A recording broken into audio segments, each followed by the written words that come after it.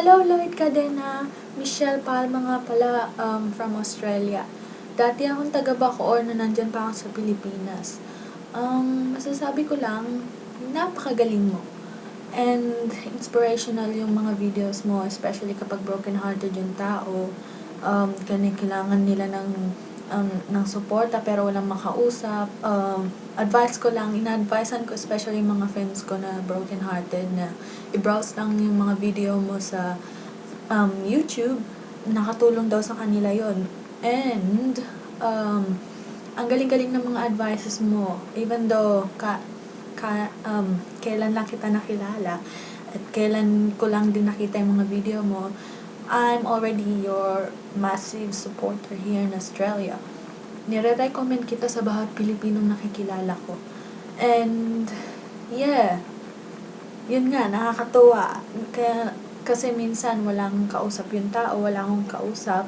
So, pag browse ko yung video mo sa YouTube, parang kinakausap mo na rin ako at straight to the point, natutusok yung puso kasi yung mga sinasabi mo straight to the point, yun yung nararamdaman ko.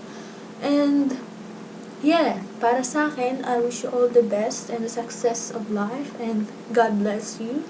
And I hope na kapag makauwi ako sa Pilipinas, ma-meet kita. I really want to meet you and yeah, deserve mong maging sikat. Deserve mong maging star. Kasi super, super galing mo. And what they call that.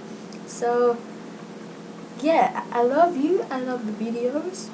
And I hope mapansin mo ako, I mean, as a massive fan here in Australia.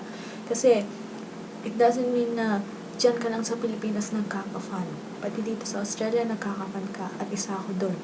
At yung mga friends ko din. And yeah, have a very, very, very successful life. And I pray that you always be happy.